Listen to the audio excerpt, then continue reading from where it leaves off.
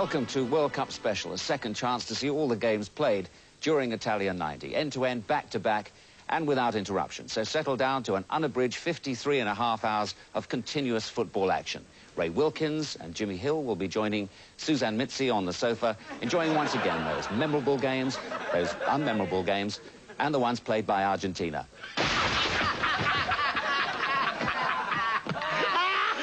Just fooling.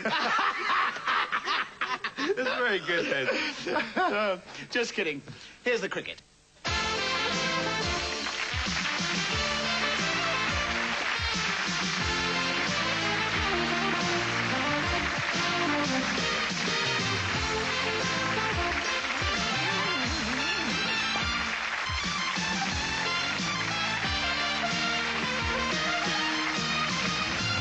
So we come to the special prizes. The Hermione Gingold Shield for the most obviously alcoholic mother is won this year by George Corncircle's mother, Natalie. George, perhaps you'd like to stagger up here on your mother's behalf. Well done. Excuse me, sir. Would you mind helping with a survey? Sure. Could you hold that, please?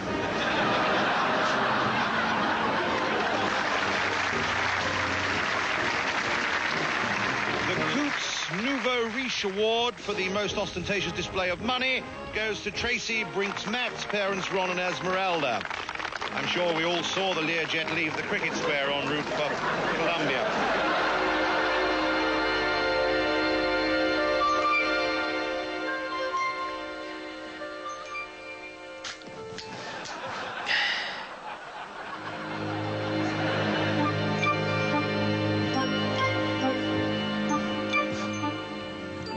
Oh, Doctor. Was the operation a success? Questions at the end, please.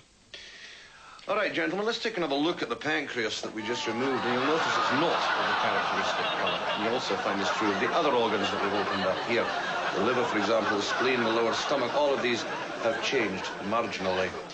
The Hugh Hefner Challenge Cup for the most unsuitable parents' remarriage goes once again this year to the Reverend Mackenzie Dixon and Yasmin. Well done, Reverend. And we wish him well in his retirement in Polperro.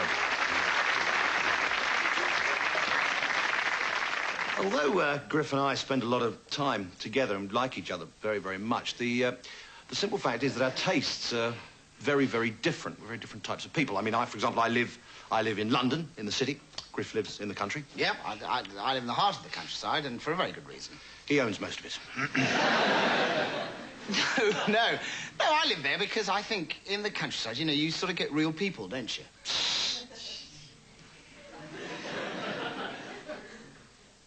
Anyway, I was in the village shop the other day. Real people? You know nothing about the class struggle, Griff? No, I don't, no. Anyway, I was in the village shop the other day when Griff, don't you understand? People don't... The village shop is an irrelevance. It's nothing. It's feeble. I mean, who cares about the village shop?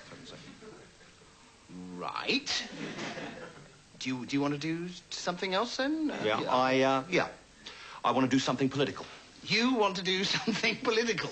Yeah, I'm sorry, is that such an extraordinary idea? No. I'm sorry, but I really feel that it's time that my work, you know, contains some sort of political statement. Right, fine, good. So, what, you've been playing polo with Ben Elton again? Oh, don't stop. Very funny.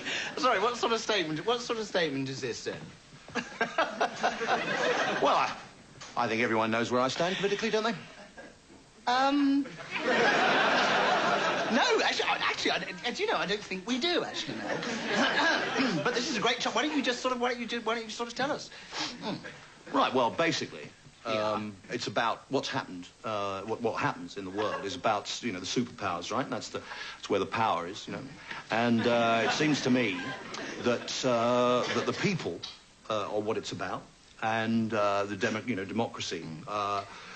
I think the people should be deciding what the people actually, you know, should, I mean, I think they should be, I think it's the people who should be deciding.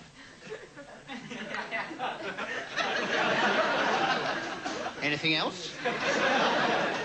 I think restaurants should be allowed to serve alcohol with snacks instead of just with light meals.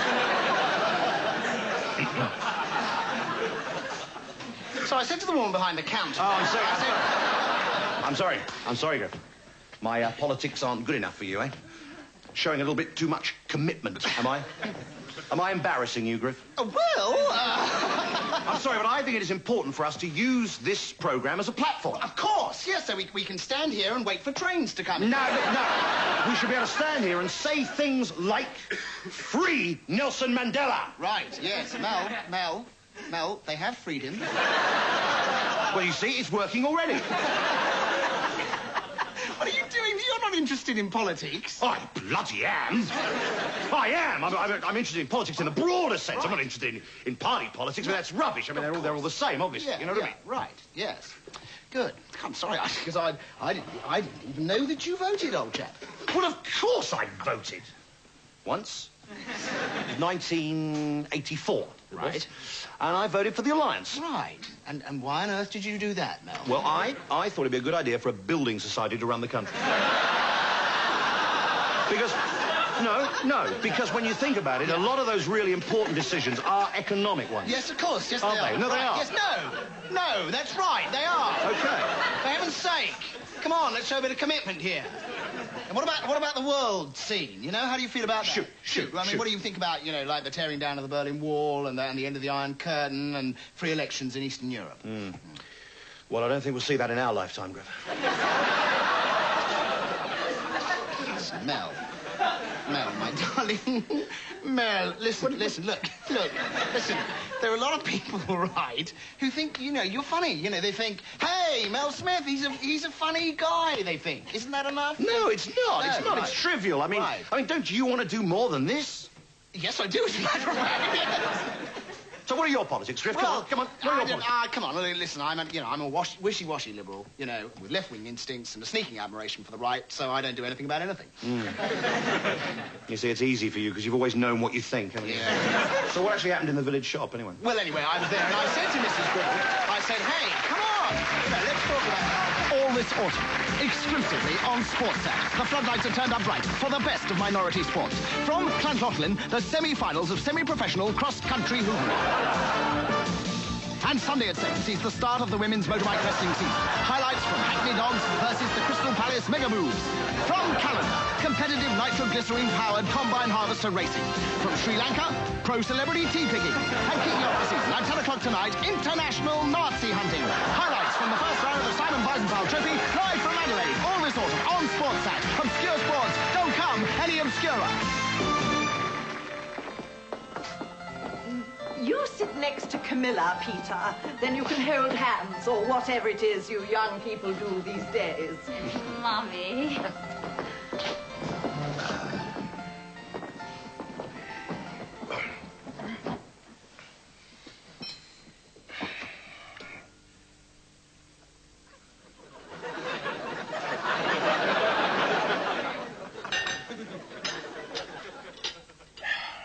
We thank thee, O Father, for the food which you have provided for your servants.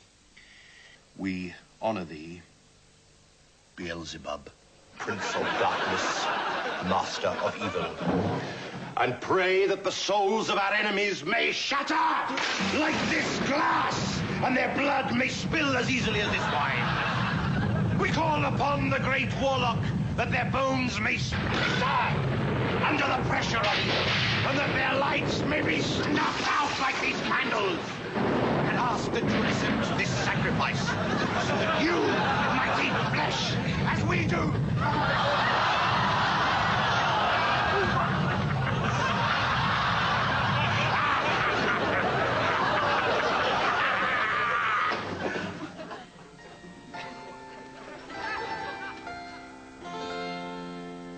Don't you ever embarrass me like that again.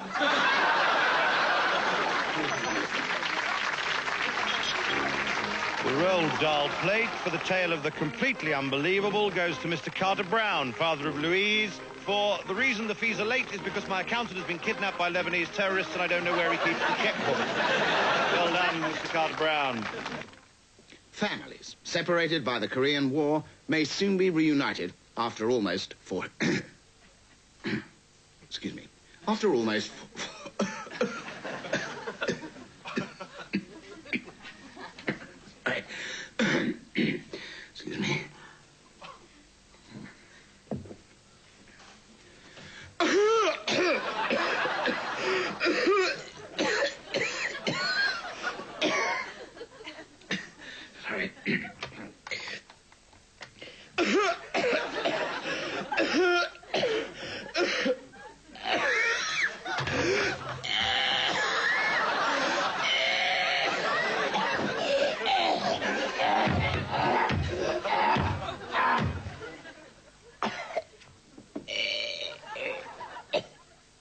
Yes, I'm sorry, Doctor.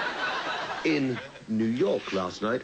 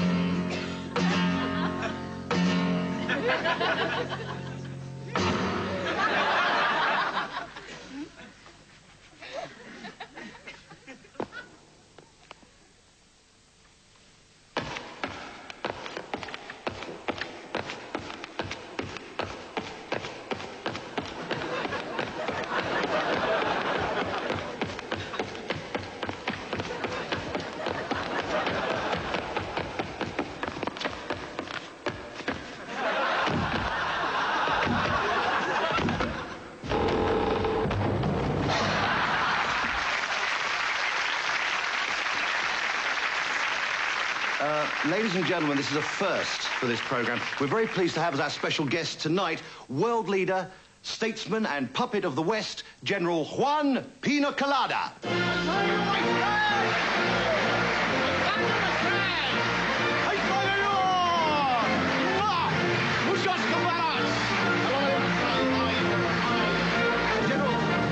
General Colada. Yes. Yes. Yes. Yes. You are, sir, I believe, President for Life of the People's Republic of Panagua, Commander of the People's Army of Panagua, and Chairman of the People's Golf Club of Panagua. That's right, pop pickers. May I ask you, what is the purpose of your visit here? My purpose of my visit here today, I have come to Britain, my friends, because I very much admire and love the British way of doing things. You crazy bastards! I don't know if you are aware of this, but I was educated in Harrods. And, my friends, I am at this moment going around the world, visiting your casinos and meeting with some very important prostitutes. Yes. And I have come to your country for two reasons. Two reasons. The first reason is because I need help. Yes, it's true.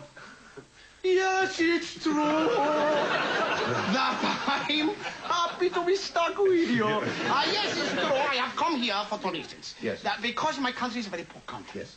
And it's a desperate country. Yes. It's a terrible place. Yes, yes. It's very got poverty. Yes, and all yes. that. This is still the first reason. This is still the first reason. Yes. I have come because it's a very poor place and I need of the help. Yes, I see. And what's the other reason?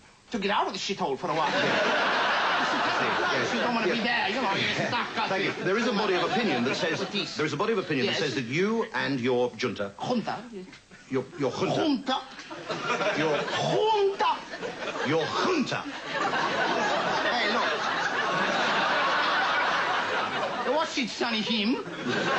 My friend?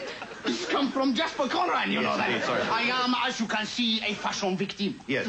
Well, is it not true that you and your junta have suppressed the communist insurgents? Communist? Communist? In Panagua? No, my friend, no. No, we are a Western-style democracy. A Western-style democracy? A Western-style democracy. We shoot half the population and we lynch the rest. I see. Yes, you mentioned democracy. Did I mention democracy? Yes. Yeah, oh, silly me. Do you actually believe in one man, one vote? One man, one vote? One man, Of course one I do. vote. You want to meet him? Who? Juan. He does all the voting in my country. You know? But I go back to my country. And you know why I go back? Why? Because I love my country. Yes. And it is my country. I can prove it. I paid $500,000 for it in 1969. I see. So why exactly have you come here? Because I'm trying to sell it. Yes. Mr. President, thank you very much. That's all right. It was nothing. Don't I get any fee or nothing like that? Yes, okay. Give me my money back. Yes, thank you, my friend. Thank you very much. See you again. Hey!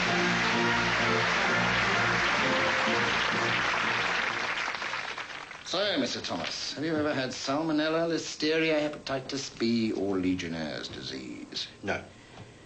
Well, you have now. What? You found one of these numbers? Yeah.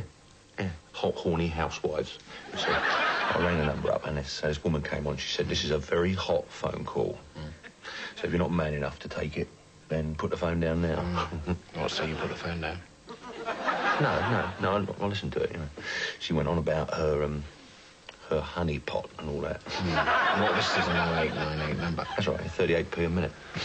Excuse me, I'd like a £10 phone card, please.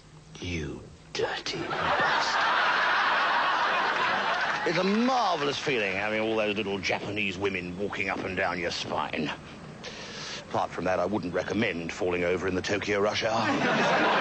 We'll be delighted to hear that Howard and Arbuthnot of York House were voted by the staff boys most likely to betray their country.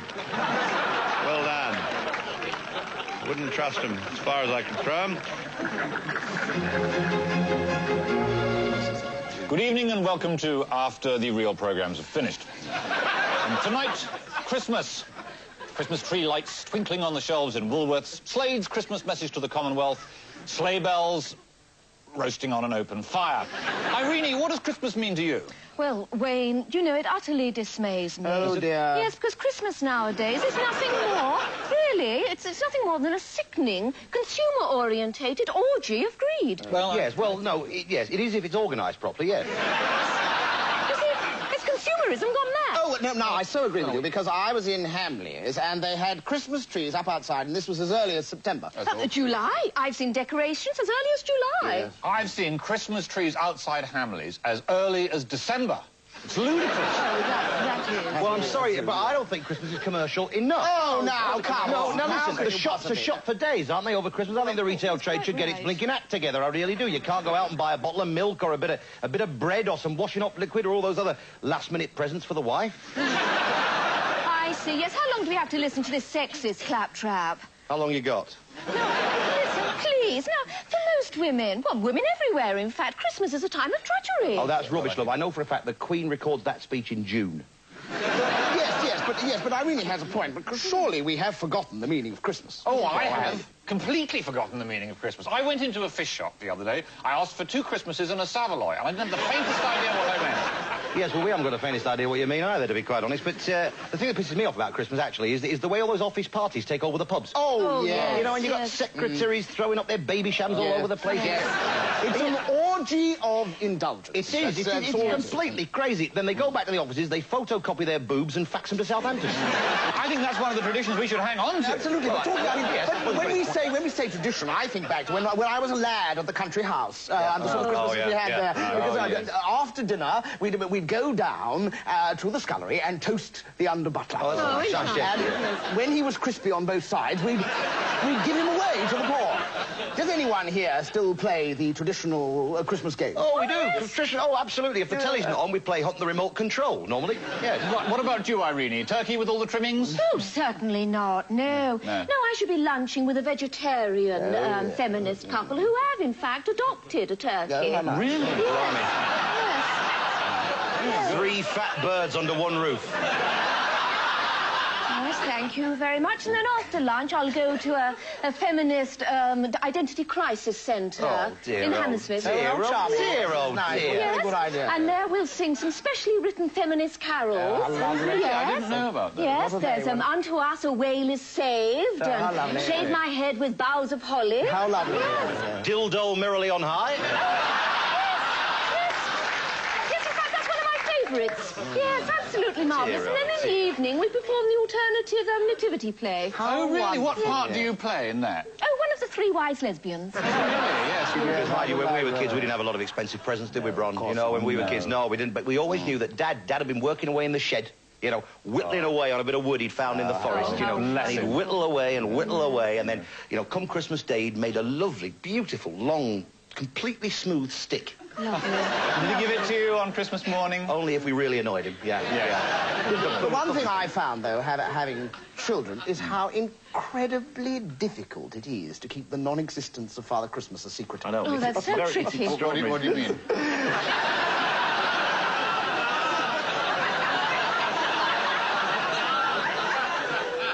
And I mean not telling them that there is no Father Christmas. What do you mean there's no Father Christmas?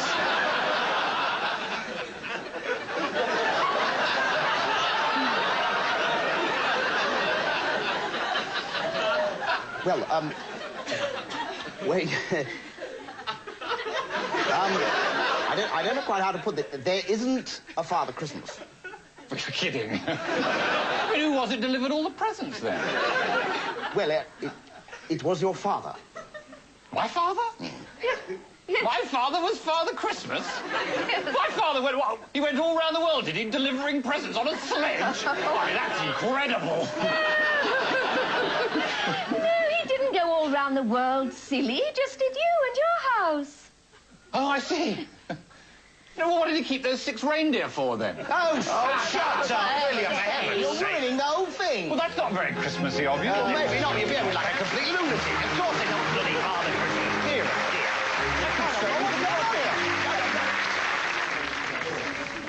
dear. Morning, boys and girls. Morning, Doris. This is Trevor. He's joining us from Mallard's. Hello. Oh, he's nice. Here, girls, we've got a new bit of trouser on the floor. One thing you'll notice here is the banter. Yeah, but you'll get used to it. Yeah, a bit like the last place I worked. Oh, well, you know the form then. It's just, you know, basically light-hearted, risque stuff, nothing too obscene. You keep that for when the girls from the office come down. Morning, Sid. How's your bollocks? Oh, rubbing the long jack. This is Trevor, joining from Mallard's. Oh, hello, Trevor. Here, got any photos of your wife in the nude, have you? You want to buy some, then? That's Sid's joke. Yeah, 25 years he's had that. It's a good joke, isn't it? Remember to bring a joke, by the way. Look, don't worry, because the company will provide you with a temporary one. It won't be very funny. It'll keep you going until you get one of your own. See what I mean? Yeah, morning, Eileen. Did you get any last night? Why, what was it, a blue moon, then? Watch out for the double entendre. The what? Well, words like come in, crumpet, and it. You pick them out of other people's conversations when you hear them, and then you go on and on and on about it, yeah? Are you familiar with the TUC's banana rule? Oh, yeah. Yeah. If you should see any cylindrical object that even vaguely resembles a penis, you are obliged to point it out for the amusement of your colleagues. Yeah, right. Yes, you're going to fit in here, fella. Oh, fit. Yeah, and don't forget, if it's a woman holding it, you get a cash bonus here. Oh, right. Right, now, this is your machine, Trevor. I'll send Doris down with your joke, all right? No need. I've brought one. Well, let's hear it, then. Hey, quiet, everyone, quiet. Trevor's got a joke here. Let's have a listen. What did the elephant say to the naked man? Well, what? How'd you pick up anything with that?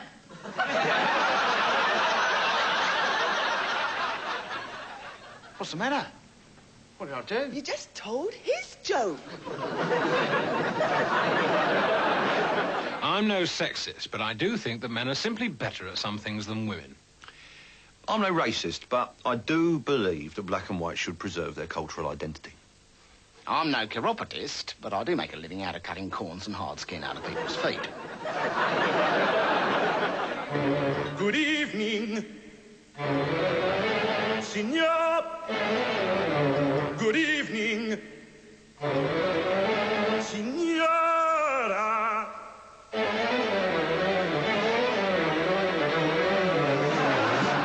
kiss all the ladies and we give them the roses. Be flirting with your girlfriends right under your noses.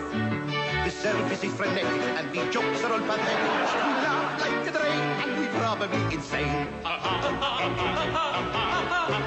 We laugh like the rain and we probably completely crazy. Your wife is quite a looker, like a little more sambuca. No, please, senor, no, this is on the house. There's nothing quite as phallic as a stick of fresh asparagus and bollocks of a baby lamb in white sauce. This is me with Ivan Lendl. This is me with Felicity Kendall. Here I am with someone Welsh. Here's my wife with someone else.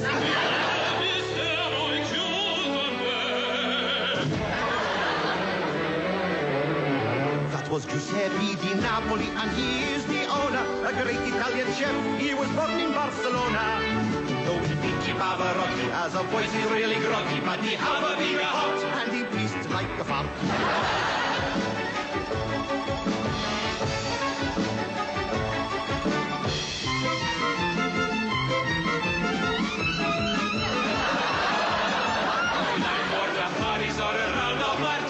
Would you like to see a pudding that is shaped like a penis? Would you like some amaretti? Would you like some more spaghetti with a mozzarella cheese? No, we'd like a little piece. Oh, you like a little piece? Second door on the left. In Italian trattoria, we are crazy, we mad. We guarantee the quickest meal that you ever had. With our trousers bulging tightly, we can satisfy you nightly in a half an hour or less. Good night, God bless. Ciao.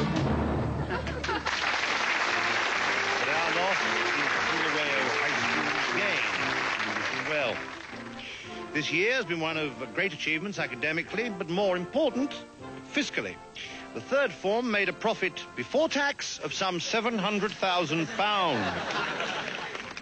A remarkable achievement for a group of 12-year-olds backed only by guts, determination, and Trump miners' insider trading know-how. We owe a debt of gratitude also to Sheikh Ali bin Abdul Ali for his most generous donation of £1 million. Many thanks, Your Highness, and welcome to the first form.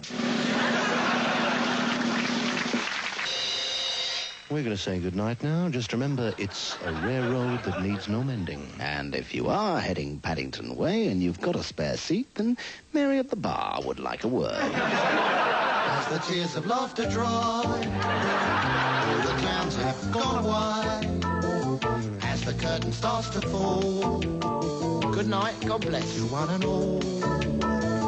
As the laughter turns to tears, half an hour can seem like years. Here's a list of cast and crew. Christ alone knows what they do. And remember, a smile costs nothing, and laughter is the best medicine. Unless, of course, you can afford to go to a pharmacy.